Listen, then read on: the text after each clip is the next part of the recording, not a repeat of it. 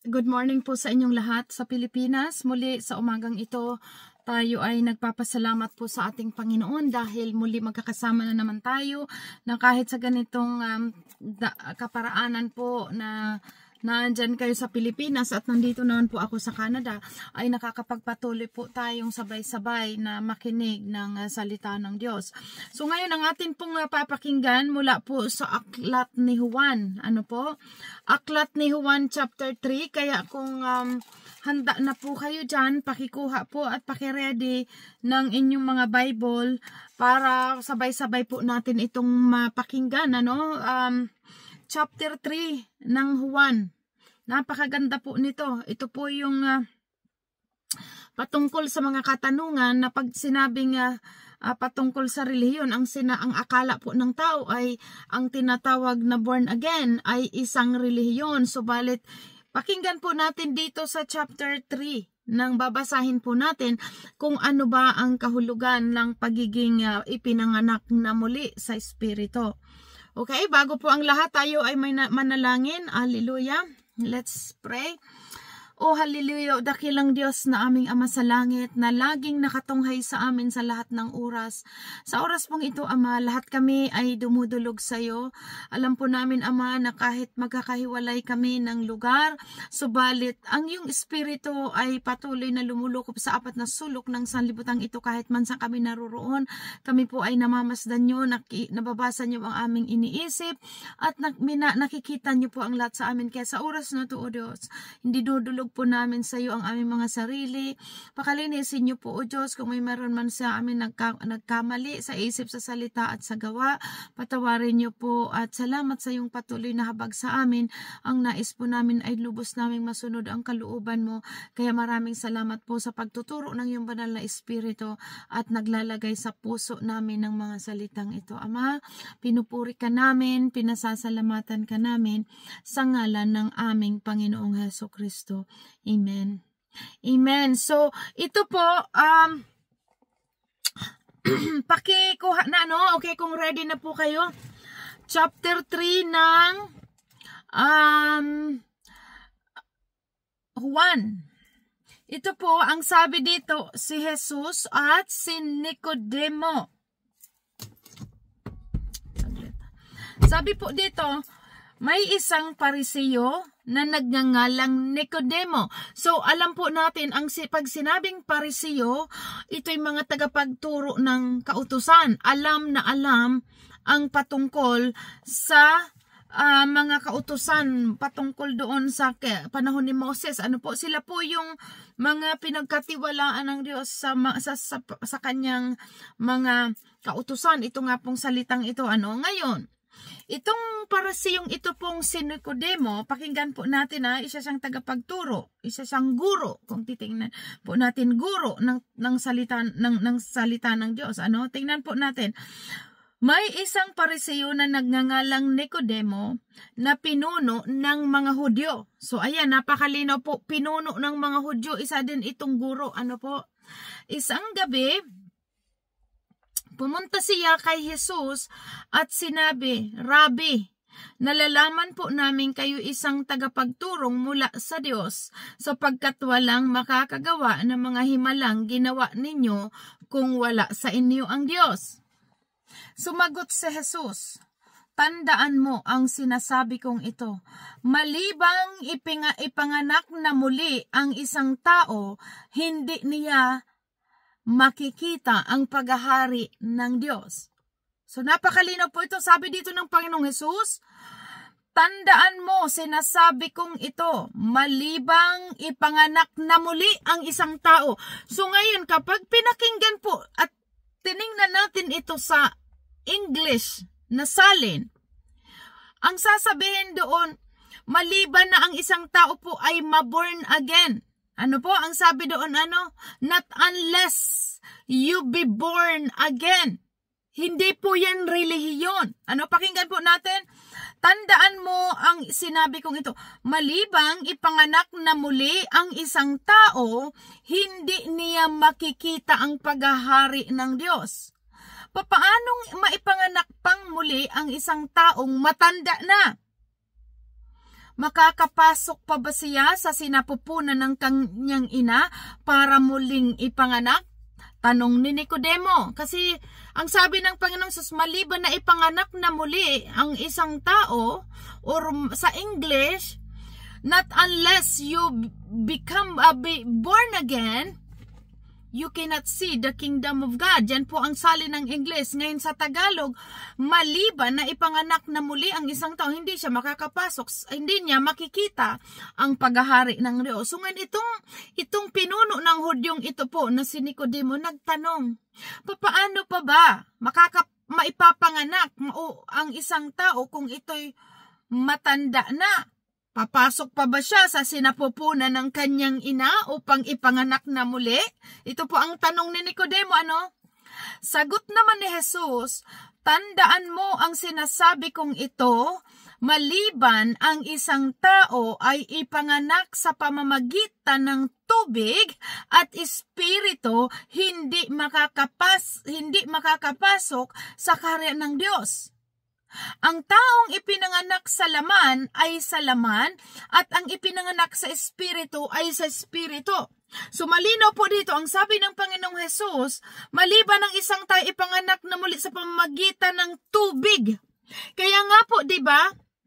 Tubig at espiritu. Kaya nga po, di ba, nung tinanggap natin ang Panginoon bilang Panginoong tagapagligtas, ano ang kasunod noon?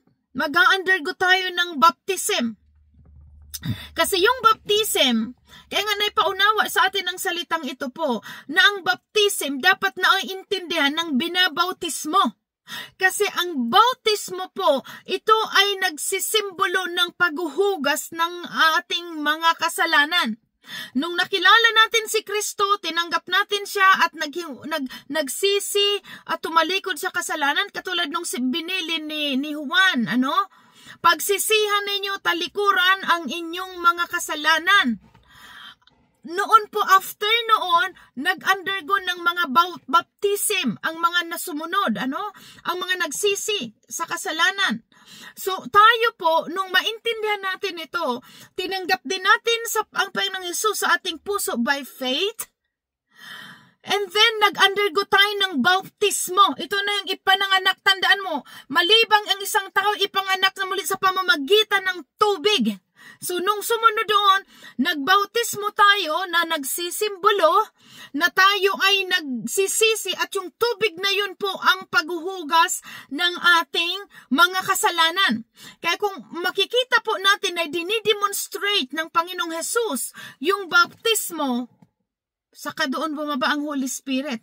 Tandaan po natin, hindi ang Panginoong Hesus nagpabautismo dahil siya ay makasalanan, kundi yun ay ipinapakita sa atin na yun ang kalooban ng Ama, na kung saan yun ang susundin natin bilang mga anak ng Diyos. Ipinapakita ng Panginoong Hesus, siya po ang salita ng Diyos. Ano po dito sa chapter 1, pinaunawa sa atin, ang salita ay naroon na mula pa sa pasimula at ang salita ay kasama ng Diyos at ang Diyos ay salita. 'Di ba? At ang salita ay Diyos, sa pasimula kasama na ng Diyos ang salita.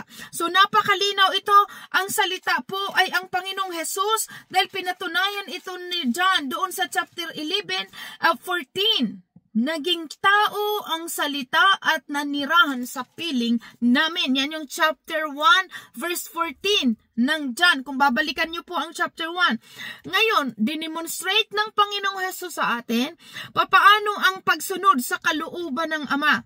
So ngayon, ito na po, nag-undergo ng baptism. Yung bautismo na yon, katulad ng sabi ko nga po, dapat ang bautismo ay naiintindihan ng binabautismo. Hindi tulad nung tayo po ay maliliit pa, na binautismohan tayo, na wala naman tayong kaalam-alam dahil mga sanggol pa. Hindi nauunawaan ang pagbautismo sa atin at ang nag-i-amen ng bautismo ang ninang at ninong at mga magulang. Dahil tayong mga sanggol noon na binautismohan, hindi natin alam ang kaganapan. Hindi alam ng bata kung anong ginagawa sa kanya, kaya walang ginagawa, uha ng uha. Pero ang meaning ng bautismo nandito po sa banal na aklat at pinaunawa po dito maliban na ipanganak na muli ang isang ipanganak sa pamamagitan ng tubig at ng espiritu, hindi siya makakapasok sa kaharian ng Diyos. So, bautismo nagsisimbolo, mataas nating tanggapin ang Panginoong Hesus bilang Panginoong tagapagligtas sa ating puso, and then nag-undergo tayo ng bautismo na nagsisimbolo ng paghuhugas ng ating mga kasalanan. Kaya pag-ahon, isa ka ng bagong nilalang, wala nang dating pagkatao dahil hinugasan by faith, and then pag-ahon na yun, anong nangyari doon? Bumaba ang banal na espiritu ng Diyos na nag-anyong kalapati.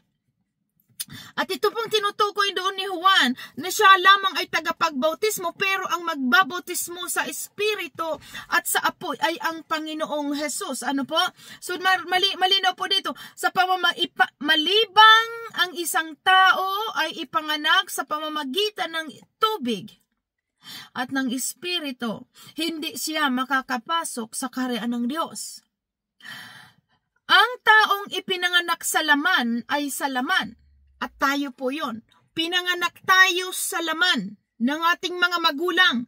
Mula sa ating mga ninuno, kila Eva at Adan, pinanganak ang tao sa pamamagitan ng biological parents natin. Pinanganak tayo sa laman at tayo ay makalaman.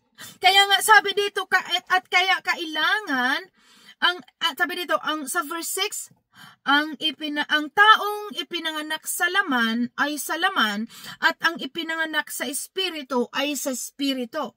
So ngayon, dahil tayo ipinanganak sa laman ng ating mga magulang, naandoon yun pong, kumbaga, minana nating kasalanan mula sa ating mga ninuno.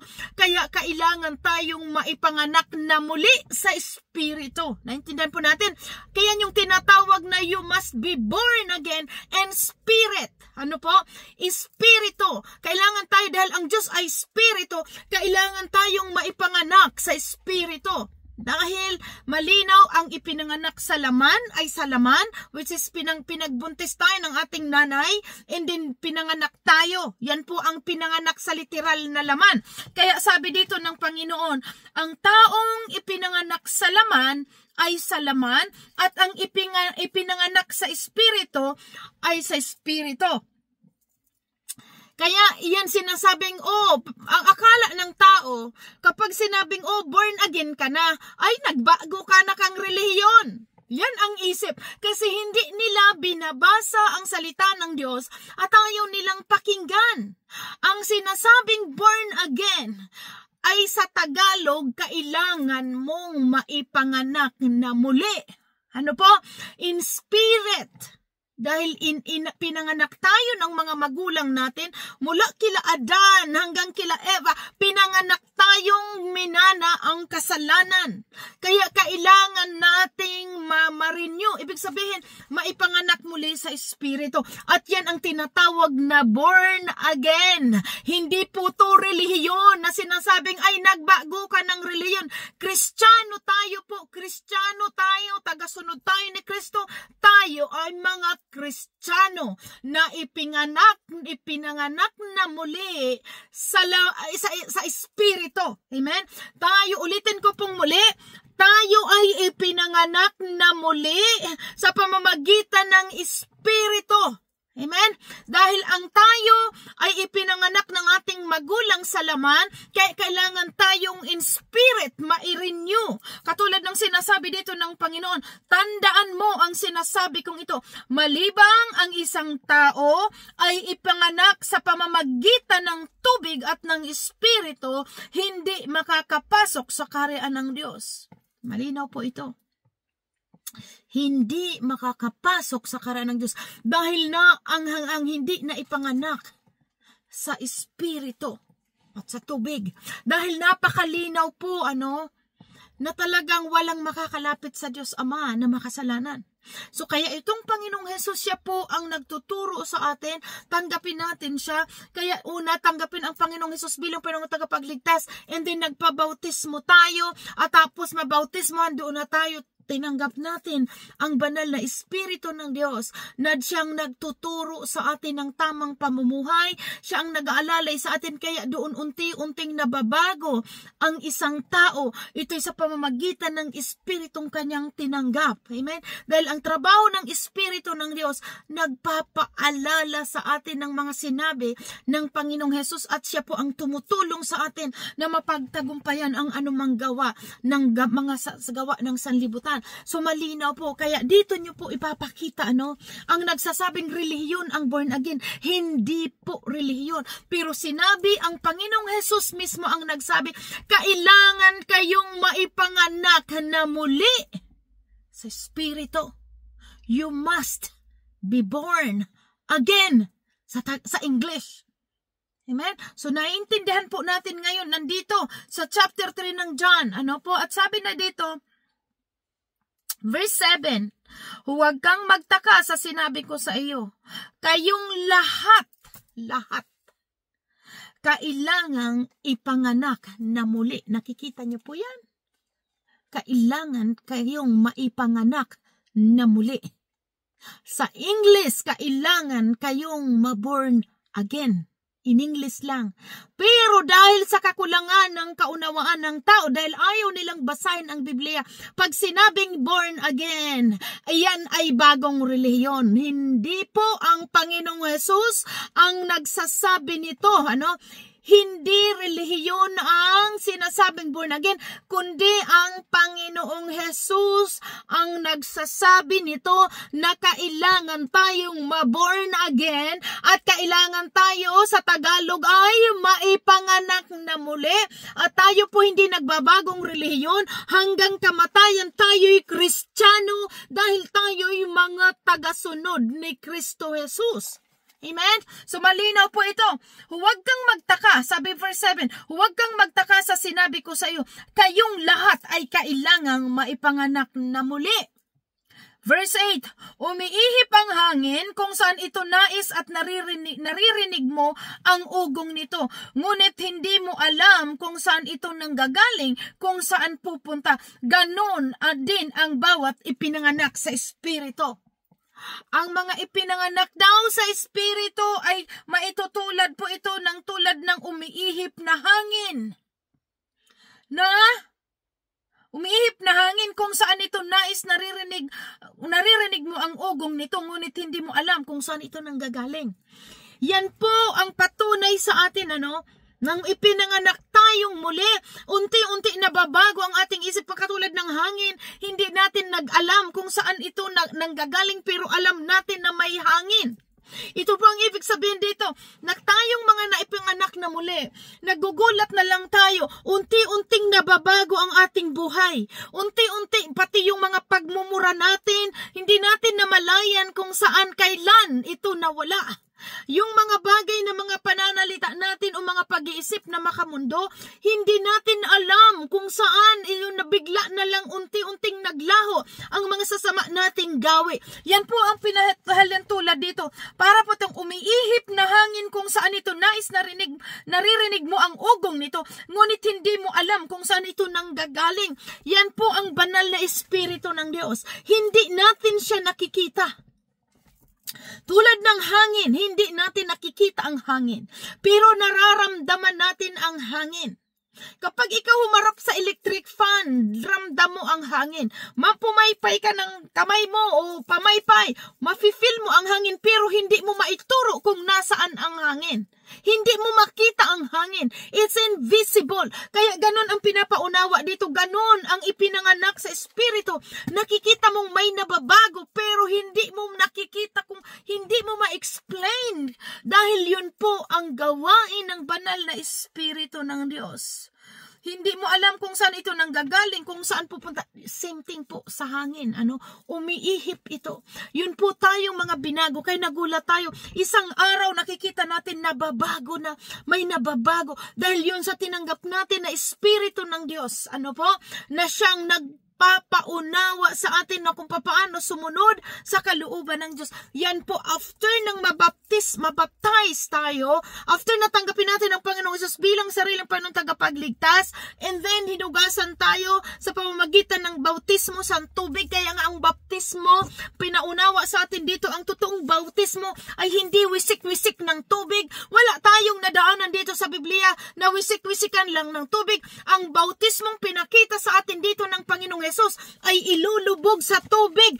Buong katawan mula ulo hanggang paa, kailangan mailubog sa tubig, at ang pag-aho noon, yun pinapatunayan, isa kang bagong nilalang, is wala ng dating pagkatao by faith, at doon bababa ang banal na Espiritu ng Diyos, at doon na yun pasimula ng iyong buhay, unti-unting babaguhin ka ng Diyos sa pamamagitan ng Espiritong ito. Kaya mananatili tayo sa salita, dahil ang salitang ito ay pinapaalala sa atin kung ano paano mamuhay ng tama na nakalulugod sa Diyos.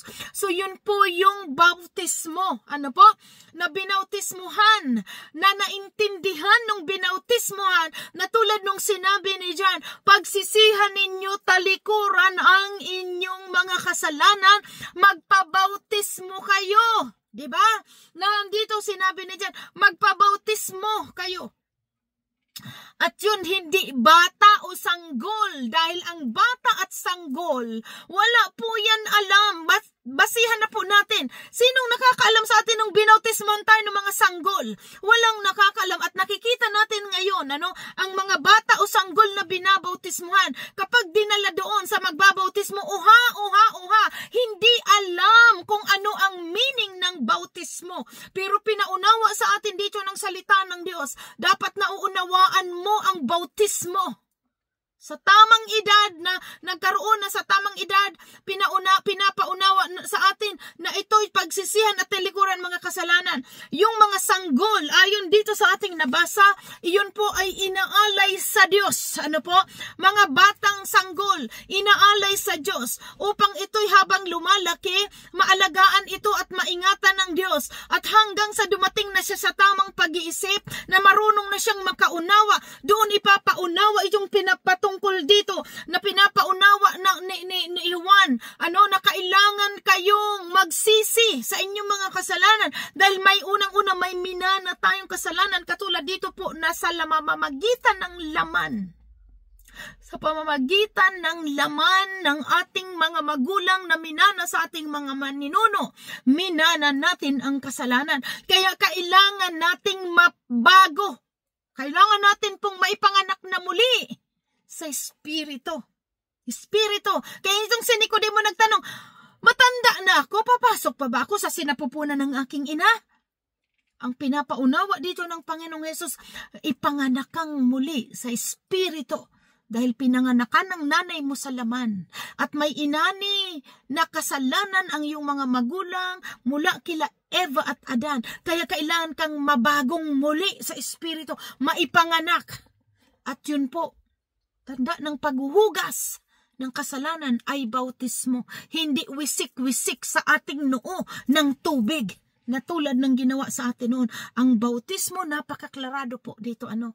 Kailangan mahugasan buong mula paa hanggang ulo, mailubog at pag-ahon. That's the faith. Na isa kang bagong nilalang, hinugasan ang pagkatao mo.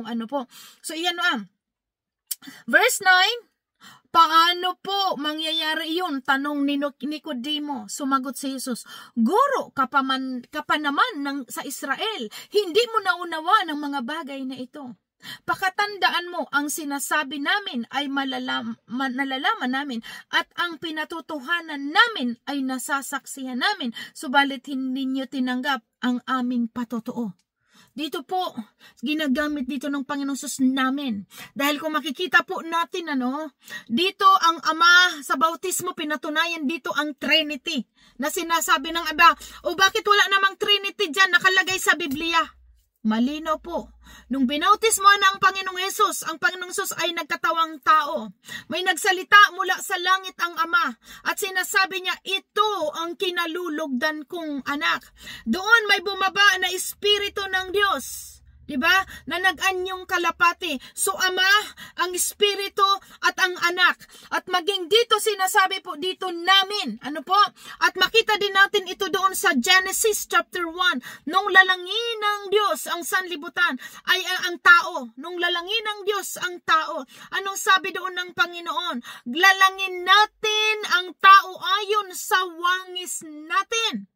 Kung titingnan po ninyo sa Genesis chapter 1, lalangin natin ang tao ayon sa wangis natin. Hindi po yun iisa doon ang nagsasabi na lalalangin ko. Lalangin ko. Ang nakalagi doon, lalangin natin. At dito naman po makita natin, no, pakatandaan mo ang sinasabi namin ay malalaman namin at ang pinatutuhanan namin ay nasaksihan namin, subalit hindi ninyo tinanggap ang aming patutuo. Diba? Ito po ang sabi ng Panginoong Hesus. Kung hindi ninyo pinaniniwalaan ang mga sinasabi ko, balik ang Panginoong Hesus sa sarili niya, ano? Kung sinasabi ko tungkol sa mga bagay dito sa mundo, paano pa mapapaniwalaan ang sasabihin ko tungkol sa bagay doon sa langit? Wala pang sino mang umakyat sa langit, kundi ang bumaba mula sa langit, ang anak ng tao. So napakalino po, galing ang Panginoong Hesus sa langit. Ang banal na Espiritu ng Diyos na nung nagbuntis si Maria, ano po, siya ay Espiritu ang Panginoong Hesus na nagkatawang tao. Malinaw dito, pinaunawa dito, siya ay salita. Kaya doon natin makikita ang pagkakaisa ng Ama, ng Anak at ng Espiritu Santo dahil maraming anggulo dito na ginagamit ng Panginoon Hesus ang sarili niya bilang tao sa pananalita. Nagsasalita din siya bilang Diyos at nagsasalita siya sa pamamagitan ng Espiritu. Ano po? So makita natin dito, ang sabi dito, ano? Wala pang sino mang umakyat sa langit, kundi ang bumaba mula sa langit, ang anak ng tao. Dito ginamit ng Panginoon Hesus anak ng tao. Kasi malinaw, maraming magagamit dito po sa, mababasa natin, ano, ginagamit niya word ang anak ng tao, anak ni David, ang manggagamot, isang propeta. Pero makikita natin sa kasaysayan ng sinusuyod natin, siya ay ang salita ng Diyos na nagkatawang tao at ang salita ay Diyos dahil ang lahat ng bagay ay pinasimulan sa salita. Makita natin sa Genesis, ano po?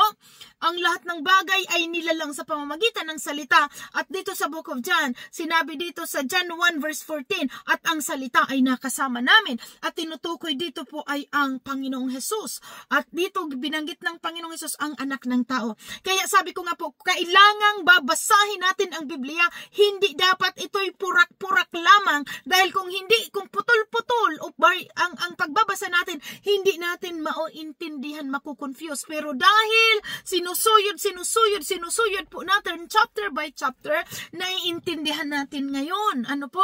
Dahil nagtuturo-turugma ang mga sinasabi ng kasulatan. Verse 14. At kung paanong itinaas ni Moses ang tansong ahas doon sa ilang, gayon din naman kailangang itaas ang anak ng tao, upang ang sino mang sumampalataya sa kanya ay magkaroon ng buhay na walang hanggan. Sapagkat gayon na lamang ang pag-ibig ng Diyos sa sangkatauhan, kaya't ibinigay niya ang kaisa-isang anak, upang ang sino mang sumampalataya sa kanya ay hindi mapahamak, kundi magkaroon ng buhay na walang hanggan. Amen. Very popular po ito. Very, very popular ang word na to. John 3:16. Sapagkat gayon na lamang ang pag-ibig ng Diyos sa sangkatauhan, kaya't ibinigay ang kanyang kaisa-isang anak upang ang sino mang sumampalataya sa kanya ay hindi mapahamak, kundi magkaroon ng buhay na walang hanggan. Ang point dito, sino mang sumampalataya sa kanya. Hindi ibig sabihin na kilala ang Panginoong Hesus ay sumasampalataya na.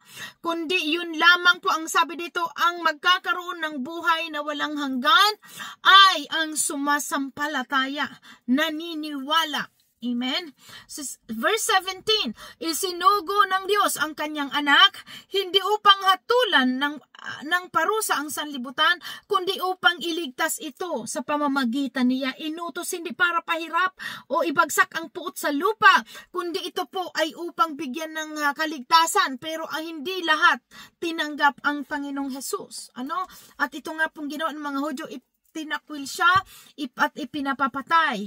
Verse 18, hindi hinatulan ng parusa ang sumasampalataya sa kanya. Malinaw, hindi hinahatulan ng parusa ang sumasampalataya sa kanya. Ang word dito, sumasampalataya. Kasi well known ang pangalan ng Panginoong Hesus. Kilala ang Panginoong Hesus. Bantugan. Kilala si Jesus Christ sa buong mundo. Pero hindi lahat na sumasampalataya sa Panginoong Hesus. Ano po? At ang banggit po dito, yun lamang sumasampalataya sa Kanya ang magkakaroon ng buhay na walang hanggan. Amen? Yun lamang sumampalataya. Ngunit hinatulan na ang hindi sumasampalataya sapagkat hindi siya sumasampalataya sa kaisa-isang anak ng Diyos. Ganito ang paghatol ng Diyos, na parito sa sanlibutan ang ilaw, ngunit inibig pa ng tao ang dilim kaysa liwanag. Kasi Jesus is the light, pero ayaw itong tanggapin ng sanlibutan. Ano po? Mas pinili nila ang dilim. Ayon po sa sabi dito. Ganito ang paghatol ng Diyos, na parito sa sanlibutan ang ilaw, ngunit inibig pa ng mga tao ang dilim kaysa liwanag, sapagkat masasama ang kanilang gawa. Kaya nga po kapag nag-akay tayo, mag-ano tayo ng Bible study, magbasa tayo, ayaw, nire-reject nila. Tapos sasabihin, kilala si Jesus. Ngayon, doon napapabulaanan po ang sinasabing ganon. Dahil malinaw si Jesus ay ang salita ng Diyos. Ngayon, kung inaayawan nila ang salitang ito, ang inaayawan nila ang Panginoong Jesus. Amen? Sabi dito, sapagkat masasama ang kanilang gawa, kinasusuklaman ng gumagawa ng masama ang ilaw, kinasusuklaman ng mga gumagawa ng masama ang ilaw ni hindi lumalapit dito upang hindi mahayag ang kanilang gawa. Kaya nga ayaw ng tao Kaya nga ayaw ng tao nung masasama. Malinaw po dito ang masasama. Ayaw nila sa ilaw kasi malalantad. Jesus is the word. Ito ang ilaw. Ngayon ang tao ayaw magbasa kasi malalantad ang kanilang mga gawa. Ayon po sa sabi dito, mga gawang masama. Sabi dito, kinasusuklaman ng mga gumagawa ng masama ang ilaw at hindi lumalapit dito upang mahayag ang kanilang mga gawa.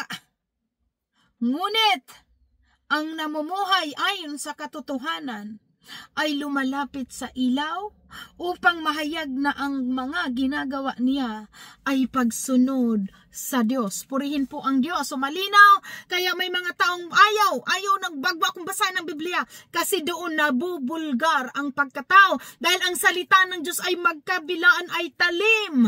Nasusuri po nito ang kailaliman ng Espiritu. Suring-suri nito ang gawa ng tao dahil malinaw ginawa tayo ng Diyos.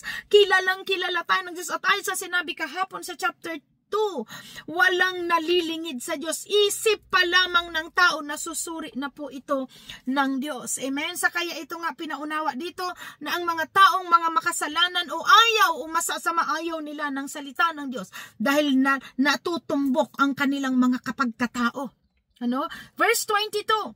Si Jesus at si Juan. Pagkatapos nito, si Jesus at ang kanyang mga alagad ay nagpunta sa lupain ng Judea.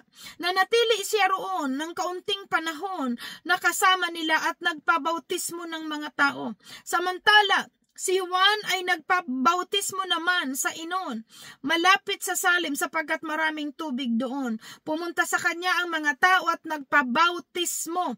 Hindi pa noon nabibilanggo si Juan. Sikita niyo po, maraming mga nagpabautismo, hindi sanggol, hindi si baby ang binabautisman, kundi yung taong nakakaunawa sa salita ng Diyos at nag-aunawaan. Ibig kong sabihin, nauunawaan ang meaning ng bautismo. Nakakalungkot. Noon tayo, nung pinabautismoan tayo ng mga magulang, hindi nga, maging yung magulang natin, hindi alam ang meaning ng bautismo, I believe. Mga ninang at ninong, hindi alam. Basta magdoon lang, magritual lang, ganon. Uuwi sila, handaan, pero walang nalaman ano ang meaning ng bautismo. Napakahalaga po ang bautismo na dapat naintindihan ng binabautismoan. Kaya ito pinakita dito, walang binautismohang sanggol. Ang mga matatanda na may itamang pag-iisip na nasa tamang edad na nauunawaan nila ang meaning ng bautismo. Ano po? 25. Minsan nagkaroon ng pagtatalo ang mga alagad ni Juan sa isang Hudyo tungkol sa ritual na paglilinis. Kaya pumunta sila kay Juan at sinabi sa kanya, Guro, naalala po ba ninyo ang lalaking kasama niyo sa ibayo ng Jordan na inyong pinatutuhanan? Siya po ang nagbabautismo rin at nagpupuntahan sa kanya ang lahat. Sumagot si Juan, walang sino mang tatanggap ng anuman malibang ito ipinagkaloob sa kanya ng Diyos. Ang Diyos ang nagpapaunawa po at ito nga, kayo mismo ang makakapagpatunay na sinabi kong hindi ako ang Kristo. Isa lamang akong sugo na nauuna sa Kanya. Ayan, pinatunayan ni Juan. Sa isang kasalan, ang babaeng ikakasal ay para lamang sa lalaking ikakasal. Ang abay naghihintay pagdating ng lalaking ikakasal ay lubos na nagagalak kapag narinig niya ang tinig nito. Gayon din naman lubos na ang aking kagalakan ngayon, dapat siyang maitaas at ako naman maibaba. Kasi nalimbawang kasalan, kumbaga sa pinapaliwanag dito po ni Juan, na siya lamang ay alalay. Ang Panginoong Hesus ang tinutukoy na groom. Siya yung pinaka-center of attraction. Siya po ang pinaka-highlight doon. Ang Panginoong Hesus at si Juan lamang ang nagsasabi na sinasabihan niyang tao, pagsisihan niyo, talikuran niyo mga kasalanan. At ito nga ang Panginoong Hesus ang susunod sa kanya upang siya po ang magpaunawa na pagtanggap sa kanya ay magkaroon ng buhay na walang hanggan. Last, verse 31, si Jesus ang mula sa langit. Ang mula sa itaas ay dakila sa lahat. Ang mula sa lupa ay tagalupa at nagsasalita tungkol sa bagay na lupa. Pinatutuhanan niya ang kanyang nakita at narinig, ngunit walang tumatanggap sa kanyang patutuo. Ang tumatanggap sa kanyang patutuo ay nagpapatunay na ang sinasabi ng Diyos ay totoo. So napakalinaw po, ang naniniwala sa Panginoong Hesus ay nagpapatunay na tinatanggap nito ang salita ng Diyos dahil ang Panginoon nga ay ang salita. Verse 34, ang isinugo ng Diyos ay nagpapahayag ng mga salita ng Diyos sapagkat lubosang ipinagkaloob ng Diyos ang kanyang Espiritu. Iniibig ng Ama ang anak at ibinigay niya rito sa pamamahala sa lahat ng bagay. Ang sumasampalataya sa anak ay may buhay na walang hanggan, ngunit ang hindi sumusunod sa anak ay hindi magkakaroon ng buhay, sa halip mananatili sa kanya ang puot ng Diyos. So malinaw po ito, Jesus is the way, the truth, and the life patungo sa Ama. So ulit-ulitin niyo po ang chapter 3 na ito, na mga nag-iisip na ang born again daw ay relihiyon. Kaya naku, huwag kayong sumama sa mga born again. Napakalinaw po dito. Ang sinasabi mismong ang Panginoong Hesus ang nagsabi, kailangan kayong maipanganak na muli. Dahil tayo ipinanganak ng magulang sa laman, kailangan maipanganak tayo espiritu. Dahil God is a spirit, kailangan ma-renew ang ating espiritu. At doon pinaunawa dito sa atin, palinaw sa baptismo, lahat-lahat. So basahin nyo po ang chapter 3. Nang dyan, ulitin nyo at hilingin sa Espiritu ng Diyos upang maunawaan ninyo ng lubos, dahil alam natin na ang Espiritu ng Diyos ang nagbubukas ng ating mga kaunawaan. Hallelujah po rin ang Diyos, Lord God Almighty. Salamat po, Ama, sa umagang ito, O Diyos, na kami binigyan mo na naman ng patunay na buhay ang iyong mga salita na nagtuturo sa amin ng tamang pamumuhay, kung paano kami makasunod sa kalooban mo. Salamat po sa mga salitang ito, Panginoong Hesus. Salamat sa paunawa mo sa amin na kailangan kaming lahat, ayon sa sabi mo, kailangan kaming lahat ay maipanganak na muli sa pamamagitan ng tubig at ng Espiritu. Salamat po, Ama, pinupuri ka namin, pinasasalamatan ka namin, at ang lahat ng ito ay sa ngalan ng Panginoong Hesukristo. Amen. Amen. So napakaganda po, Yun na nga, kasi kita niyo po nung baby tayo, 'Di ba sa pagbubuntis ng nanay, mayroong tubig, panubigon na tinatawag. Kaya pag nagsabog na yung tubig sa tiyan, ano po, yun na, lalabas ng bata, ipapanganak ka na. Yun po ang literal. Alam ito ng mga midwife o sino mang mga nanay na nanganak. May panubigon, tawag doon yung tubig. Yung bata, nandoon siya sa ng tubig sa sinapupunan ng nanay. So kailangan mo na yung tubig na yun ang lumabas at saka susunod na doon ang bata. At ganun din sa panganganak po sa spirit. Kailangan maipanganak tayo sa tubig at espiritu. Amen? So yan po, God bless everyone. Hanggang sa susunod, basahin niyo po, napakaganda ng Book of John. God bless. Bye-bye.